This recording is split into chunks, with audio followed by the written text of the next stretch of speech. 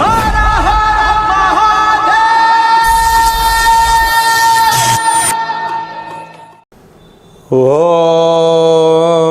నమః శివాయ. ఓం నమో నారాయణాయ. నరదృష్టి నివారణ కాళభైరవాయ నమో నమః. ఓం గణానాం త్వా గణపతిగుం అవామహే కవిం కవీనాముపవస్రవస్తవం జ్యేష్ఠరాజం బ్రహ్మణాం బ్రహ్మణస్వత ఆన శృణ్వన్నోతిభిస్సేదసాదనగుం శ్రీ మహాగణాధిపతయే నమః. హరి ఓం. మా ఛానల్కి స్వాగతం. చూస్తున్న వీక్షకులకు, ప్రేక్షకులకు, ప్రియ కాళభైరవ భగవద్బంధులకి స్వాగతం పలుకుతూ మమ్మల్ని ఎంతగానో ఆదరిస్తూ ఉండబడినటువంటి ప్రియ సోదర సోదరీమణులకు అందరికీ కూడా శ్రీ పరాభవనామ సంవత్సర తెలుగు ఉగాది పండగ శుభాకాంక్షలు. తెలుగు ఉగాది పండగ సంవత్సరాంతము కూడా అందరికీ శుభాన్ని, జయాన్ని, ఐశ్వర్యాన్ని, ఆనందాన్ని, ఆరోగ్యాన్ని ప్రసాదించాలని మనం కూడా మనసారా కోరుకుందాం. 16/3/2026 నుండి 31/3/2026 వరకు పుట్టినటువంటి వారందరూ కూడా ముందస్తుగా జన్మదిన శుభాకాంక్షలు. గతంలో వివాహం చేసుకున్న వారికి వివాహ వార్షికోత్సవ శుభాకాంక్షలు. ద్వాదశ రాశుల్లో గ్రహ గమనాలు వీక్షింపచేద్దాం. మిథున రాశిలో దేవగురు బృహస్పతి సంచార స్థితి, సింహరాశిలో కేతు సంచార స్థితి, కుంభరాశిలో కుజ బుధ రాహు సంచార స్థితి, మీనరాశిలో ఏడాది తర్వాత రవి భగవానుడు శని భగవానుడితో కలిపి శుక్ర సంచార స్థితితో ద్వాదశ రాశుల్లో గ్రహ గమనాలు ఈ విధంగా ఉన్నాయి. సింహరాశి వారికి రాశాధిపతి అయినటువంటి రవి భగవానుడు ఏడాది తర్వాత మీనరాశిలో శని భగవానుడితో కలిపి సంచారం చేయనప్పుడు అష్టమ రవి, అష్టమ శని, సప్తమ కేతు దోషం ఉన్నప్పుడు దోషాన్ని ఎలా తొలగించుకొని ఐశ్వర్యం ఎలా పొందాలో ఈ వీడియోలో సవివరంగా సంపూర్ణంగా తెలుసుకుందాం. సింహరాశిలో ఏ నక్షత్రాలు వస్తాయనగా మఖా నక్షత్రంలోని 4 పాదాలు, ఉబ్బా నక్షత్రంలో 4 పాదాలు, ఉత్తరా నక్షత్రంలో 1 పాదం కలిపితే సింహరాశి. రాశాధిపతి రవి భగవానుడు. వీరికి రాశిలోనే కేతు సంచార స్థితి ఉండడం వల్ల వృత్తులలో, ఉద్యోగాలలో, వ్యాపారాలలో, సేవారంగ కార్యక్రమాల్లో ప్రతి దాంట్లో కూడా వీళ్ళు పబ్లిసిటీ కోరుకుంటూ ఉంటారు. ఎప్పుడు నన్ను పొగడాలని కోరుకుంటూ ఉంటారు. ఎప్పుడు జనబలం కలిగి ఉండాలని కోరుకుంటూ ఉంటారు. వాటితో పాటు ఈ అనంత సంపద కావాలని కోరుకుంటూ ఉంటారు. అవన్నీ కూడా ఈ శ్రీ పరాభవనామ సంవత్సరంలో మీకు అద్భుతమైన యోగకాలం అని చెప్పి కూడా గమనించాలి.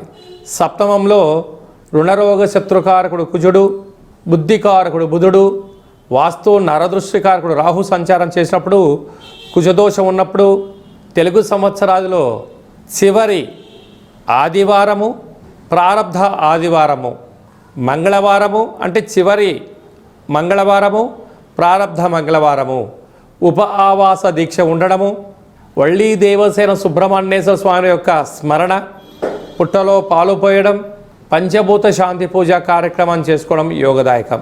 అలాగా ఏడాది తర్వాత ఆత్మకారకుడు రవి, కళత్రకారకుడు శుక్రుడు, ఆయుకారకుడు ప్రాణకారకుడు శని భగవానుడి చేత త్రిగ్రహ సంచార స్థితి మీనరాశిలో ఉన్నప్పుడు సంవత్సరంలో చివరి శనివారము, సంవత్సర ప్రారంభ కాలంలో మొదటి శనివారము వ్రాతకోతలు, డబ్బులు ఇచ్చి పుచ్చుకునే వ్యవహారము, దూరావాయు జల ప్రయాణాలకు దూరంగా ఉండాలి.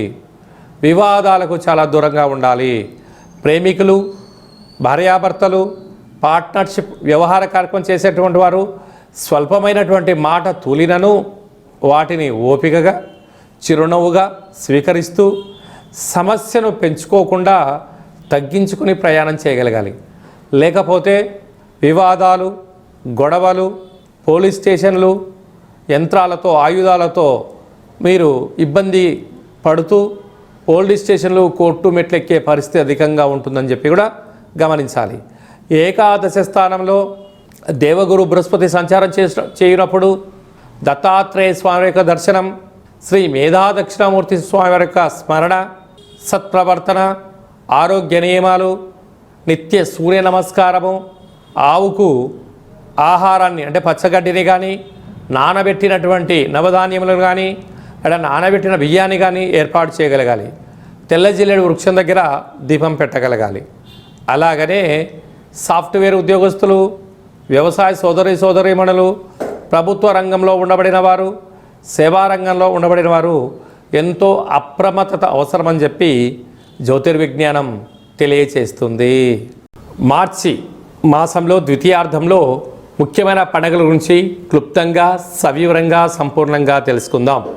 17వ తారీఖున సోమవారము, తెలుగు సంవత్సరానికి చివరి సోమవారము, మాస శివరాత్రి సందర్భంగా మహాదేవుడికి రుద్రాభిషేకం చేసుకోవడము యోగదాయకం అని చెప్పి గమనించగలగాలి. అలాగనే 18వ తారీఖున బుధవారము అంటే మంగళవారంతో కూడుకున్నటువంటి అమావాస్య, బుధవారం రోజు కూడా అమావాస్య ఛాయలు కొనసాగుతూ ఉన్నాయి కనుక మనము తెలుగు సంవత్సరానికి చివరి అమావాస్య అవ్వడం వలన ఇంట్లో కూష్మాండ దీపాన్ని వెలిగించుకొని ఇంటికి దిష్టి తీసి బయట వేయడము, చాకలి వారితో ఆశీర్వచనం తీసుకోవడం వలన సకల శుభం కలుగుతుందని చెప్పి గమనించాలి. అలాగనే మనకు 19వ తారీఖున శ్రీ పరాభవనామ సంవత్సరము ఉగాది పండగ ప్రారంభము. ఆ రోజు మనము మంగళ స్నానమును ఆచరింపచేసి షడ్రుచుల సమ్మేళనమైనటువంటి తీర్థప్రసాదాలు స్వీకరించడము, పంచాంగ శ్రవణము, దేవతా దర్శనము, తల్లిదండ్రులకు గురువులకు నమస్కారం చేయడము శుభసూచకం. అలాగనే మనకు 27వ తారీఖున శ్రీరామనవమి అనగానే రాముడి కళ్యాణంలో పాల్గొనడం వలన సకల శుభాలు ఐశ్వర్యం కలుగుతాయని చెప్పి గమనించాలి. అలాగనే మీ వ్యక్తిగత జాతకం తెలుసుకోవాలనుకుంటున్నారా? మీరు మీ యొక్క పేరు, పుట్టినటువంటి తేదీ, నెల, సంవత్సరం, పుట్టినటువంటి సమయం రాసి వాట్సాప్లో పంపించగలిగినట్లయితే 100 సంవత్సరముల జాతకాన్ని రాసి పంపించి మీరు పుట్టినప్పుడు గ్రహ గమనాలు ఎలా ఉన్నాయి, ప్రస్తుతం ఎలా ఉంటున్నాయి, రాబోయే కాలం ఎలా ఉండబోతున్నాయో సవివరంగా సంపూర్ణంగా తెలియజేయడం జరుగుతుంది. చాలామందికి పుట్టినటువంటి కాల సమయంలో డేటా ఆఫ్ బర్త్లు లేనటువంటి వారికి మీ పేరు యొక్క మొదటి అక్షరాన్ని అనుసరిస్తూ రాశిని తెలియజేస్తూ రాశి యొక్క స్థితిగతులను మనం తెలుసుకుంటూ అలాగనే రమణ శాస్త్రం ద్వారా అనగా గవళ ద్వారా కాళభైరవ ఉపాసన చేత భూత భవిష్యత్ వర్తమానాన్ని తెలియజేయడం జరుగుతుంది. కనుక ఈ కింది నెంబర్ను సంప్రదించి అపాయింట్మెంట్ తీసుకొని సంప్రదించగలరు.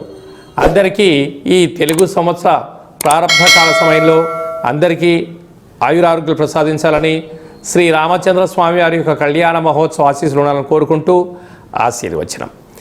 ఓం దాశరథాయ విద్మహే సీతావల్లభాయ ధీమహి తన్నో శ్రీరామచంద్ర ప్రచోదయాతు. హరి ఓం. శతమానం భవతి శతాయు పురుష సతేంద్రియ ఆయుష్యేవేంద్రియే ప్రతిష్టతి. ధనం ధాన్యం బహుపుత్రలాభం శత సంవత్సరం దీర్ఘమాయు. శ్రీ పరాభవనామ సంవత్సరాంతం ఆయురారోగ్యం ఐశ్వర్యం అనుగ్రహం ప్రసాద సిద్ధిరస్తు తదాస్తు. ఈ వీడియో మీకు నచ్చినట్టయితే లైక్ చేయండి, షేర్ చేయండి. మా ఛానల్ యొక్క ఆధ్యాత్మిక వీడియోలు అందరికన్నా ముందుగా మీరు చూడాలన్నట్టయితే గంట సింబల్ ప్రెస్ చేసి ఈ యొక్క భక్తి సమాచారాన్ని భగవద్బంధులకు, మిత్రులకు, స్నేహితులకు చేరవేసి హిందూ ధర్మాన్ని కాపాడండి.